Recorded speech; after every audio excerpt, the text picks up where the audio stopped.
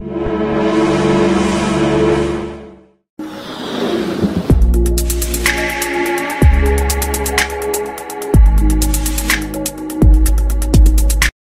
empezamos a atender en el 86. Mira. Los primeros casos que se dan a conocer también en lo social. ¿Por qué? Porque los primeros pacientes que nosotros empezamos a atender eran chicos que habían salido en la revista Gente de Mar del Plata informando a la comunidad que el HIV no era solo cuestión de homosexuales, porque hasta ese momento se creía, se pensaba, se había construido la representación social de la enfermedad como asociada solo a la homosexualidad, homosexuales masculinos. Y ahí estos chicos, que eran de Mar del Plata, informan de alguna manera a toda la comunidad que ellos eran heterosexuales, que la chica estaba embarazada y que el VIH no era una cuestión solo de homosexuales, sino que era una pandemia que estaba afectando a toda la humanidad. Y bueno, fue fuerte porque, ya te digo, en ese momento la revista Gente era como, bueno, la fuente de comunicación popular que teníamos, ¿no? Y bueno, y a los pocos días ellos empiezan a atenderse acá, en el INE. Bueno, cuando yo arranqué en el INE entré como auxiliar administrativo al laboratorio, con 18 años. Ahí estuve unos años hasta que empecé a estudiar trabajo social. Y cuando estaba por recibirme, en el 86, casualmente, cuando empezamos a atender la pandemia por VIH, paso al servicio social, como estudiante avanzada, digamos, de la carrera. Sí. Y ahí es donde, bueno, el servicio social ya atendía, acompañaba epidemias como la tuberculosis, en ese momento eran endemias, como la tuberculosis, el Chagas. En ese momento se hacía seguimiento de pacientes con estas afecciones y otras enfermedades de transmisión sexual, porque acá había un programa de enfermedades de transmisión sexual que era sífilis y lenorragia en ese momento. En ese 86 se empieza a trabajar con VIH-Sida. Al principio, bueno, se empieza haciendo diagnóstico y seguimiento de los casos. Nosotros hacíamos el seguimiento social. O sea, cuando el paciente era diagnosticado con VIH o cualquier otra afección, pasaba al servicio social. Entonces hacíamos la entrevista social, donde brindábamos contención, acompañamiento y hacíamos una investigación de contactos, que llamábamos.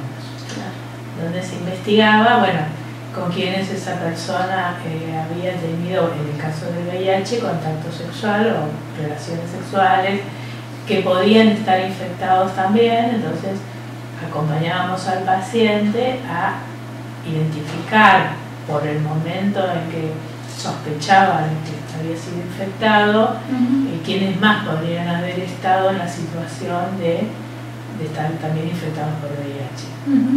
Y bueno, generalmente ellos se ocupaban de citar a sus contactos y si nos lo autorizaban y ellos no se animaban, lo hacíamos nosotros. A comunicarse con estas personas. Claro, si ellos en muchos casos, bueno, no se animaban, no se sentían con temores lógicos a las reacciones. Entonces, bueno, nos ofrecíamos siempre con la autorización del paciente o de la paciente hacer esa investigación con ellos. Y después hacíamos un seguimiento, bueno, de su calidad de vida. Problemáticas asociadas, el tema de la integración familiar, porque bueno, muchos de ellos o muchas de ellas no se animaban a compartir con sus familiares el diagnóstico. Entonces nosotros también ofrecíamos el espacio para acompañarlas en el compartir el diagnóstico con la pareja, con las familias, más tarde con los hijos. En un primer momento eran chicos de 20 y pico de años o menos, la mayoría de los infectados y las infectadas. Entonces era con perfil con los padres, con las parejas, después era con los hijos. En los últimos años también era esto de compartir los diagnósticos con los hijos, las hijas, que no se animaban a compartirlo hasta hace poco. Yo creo que es algo que todavía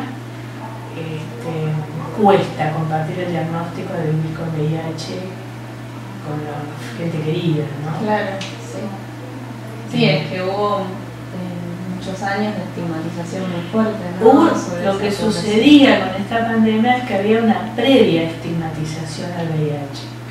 Por ahí, al ser personas que provenían de grupos diversos, de diversidades sexuales, ya había una estigmatización previa, o quienes consumían drogas de manera intravenosa, también estaba esta estigmatización por ser drogadependientes intravenosos. Entonces el VIH se sumaba a esa estigmatización previa y bueno, por eso costaba tanto la inclusión social y familiar, el recuperar un poco algunos lazos familiares cuando se podía. Y bueno, y ahí acompañaba el servicio social en lo que se podía, ¿no? Claro. En el domicilio y en la institución, porque lo que nosotros hacíamos era también el trabajo domiciliario. O sea, iban a las casas de esa persona. Sí. Íbamos al domicilio en VIH cuando el paciente lo permitía, o sea, no, salvo, bueno, que por ahí desaparecía y bueno, nosotros íbamos y mandábamos las citaciones y por ahí la familia empezaba a sospechar o a enterarse de algo, ¿no? Porque mucha gente parece hacía el estudio y no venía a retirar los resultados. Nosotros íbamos a la casa o mandábamos citaciones para bueno, que se encuentre con el diagnóstico. Claro. Y bueno, fue una ardua tarea también de mucho dolor, mucha angustia, porque en esa época éramos todos jóvenes también. Claro, te identificabas por ahí. Y con claro, porque éramos de la misma edad con muchos de ellos, muchas de ellas. Sí, mira, lo que más trabajamos fue con la población trans. Porque acá existía, como te decía, un programa de enfermedad de transmisión sexual previo al VIH. Y entonces muchas personas de la comunidad trans se atendían acá. Porque no sé si sabías que en la época del proceso militar se pedía un carnet de salud a las personas trabajadoras sexuales. Entonces tenían que hacer ese chequeo acá en el INE y tenían que tener ese carnet. Entonces era como un carnet de salud. Y bueno, ya que se atendían acá. Entonces nosotros teníamos pacientes por ahí con VIH que ya venían desde los años 60, que se habían atendido por estos diagnósticos previos al VIH. Claro, sí. Entonces, bueno, algunas contrayeron VIH, sabés que la población trans, muchas tenían VIH y creo que tienen, porque al no tener una inclusión social en otros ámbitos, claro. Lamentablemente, bueno, han ejercido la prostitución como forma de vida, como único recurso. También tuvimos grupos de acompañamiento a personas trans y bueno, podíamos tratar de trabajar la calidad de vida en esas condiciones, en esas circunstancias. También un grupo muy solidario con sus pares. Entonces ellas nos traían a las personas que no estaban bien, que necesitaban atención y les costaba venir. Entonces era el nexo, eran como agentes de salud. Claro. Entonces vos veniste para acá, que acá te van a atender y hacíamos, bueno, diagnóstico, seguimiento, acompañamiento. Con la red también, porque la red después también formábamos voluntarios en la red Y muchas de estas voluntarias eran personas trans que acompañaban a las personas con el diagnóstico. Cuando tenían el diagnóstico positivo, trabajábamos con ellas, las acompañaban desde el lugar de paro. Decían, bueno, yo también tengo VIH, estoy bien, fíjate que podés vivir bien con VIH, que te tenés que cuidar, que tenés que hacer tratamientos en esa época, tratar de no usar sustancias, de usar preservativos, todas las cuestiones que hacían a tener una buena calidad de vida, la mejor que se podía. Las mujeres también, bueno, hoy en día la perspectiva de género está muy presente, en aquella época también, pero no le llamábamos así quizá. Pero bueno, sabíamos que con las mujeres teníamos que tener atenciones especiales, porque bueno, tenían otros temas con el cuidado, con el uso de preservativos, que por ahí que un hombre usara preservativos o que llevara preservativos con él era común, era aceptado, pero que una mujer exigiera el uso de preservativos, llevara preservativos con ella, no era muy común ni bien visto. De hecho, cuando nosotros empezamos a trabajar con VIH, no podíamos nombrar la palabra preservativos en los medios de comunicación. Fue toda una lucha para poder nombrar la palabra preservativos en la tele, en la radio, porque no lo permitía la iglesia, y muchas veces estábamos en conferencias o en paneles con personas de la iglesia que se oponían al uso de preservativos y que la única solución era la fidelidad o la abstinencia. Y bueno, nosotros nos poníamos como locos porque sabíamos locas que no era por ahí. No, tampoco. Sobre todo gente de 15, 20 años, 30, ponele, gente muy joven. Pero bueno, fue todo un trabajo de concientización y de reflexión permanente. Claro. Pero la iglesia fue un gran obstáculo en esa época para la prevención del VIH y el uso del preservativo. También el tema de no compartir jeringas, ¿viste eso? No compartir agujas. También fue un trabajo que mira lo que es, pero casualmente se consiguió mucho más fácil no compartir agujas que usar preservativos. Es muy loco, pero pasó. La gente empezó a consumir por ahí de otra manera, no compartían agujas, pero usar preservativo costó muchísimo más. Además, nosotros teníamos grupos, por ejemplo, yo estaba en una fundación, que era un lugar, habíamos creado una fundación con profesionales de los hospitales, de la cárcel, docentes de la cárcel, periodistas de Mar del Plata y gente de la comunidad.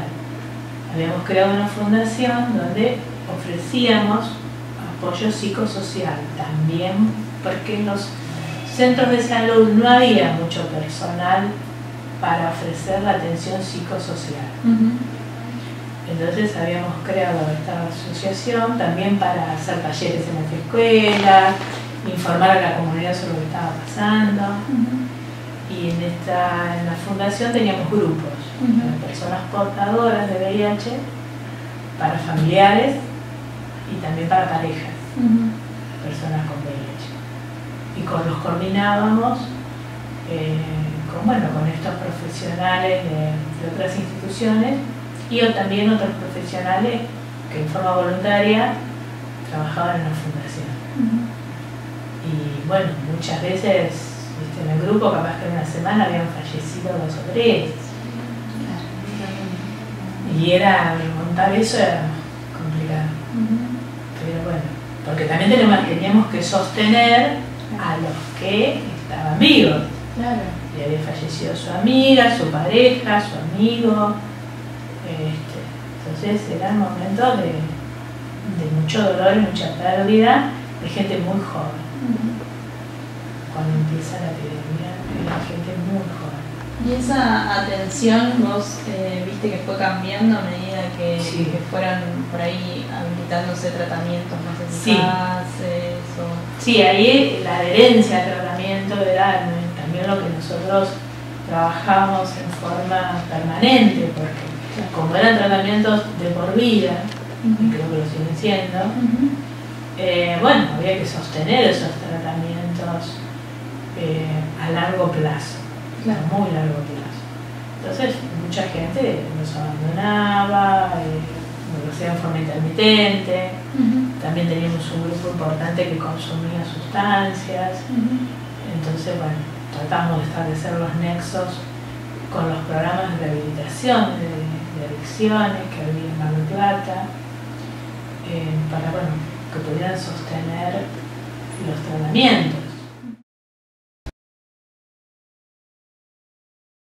La ley nueva de atención integral de VIH, esa también es una ley que... Sí, que fortalece, ayorna las leyes anteriores e incluye otras temáticas como es la hepatitis, es el tema de la tuberculosis, que no teníamos legislación al respecto.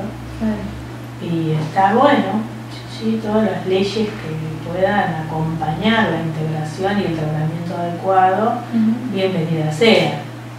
Como por ejemplo la ley del aborto legal, seguro y gratuito, o las leyes de salud mental, que para mí, bueno,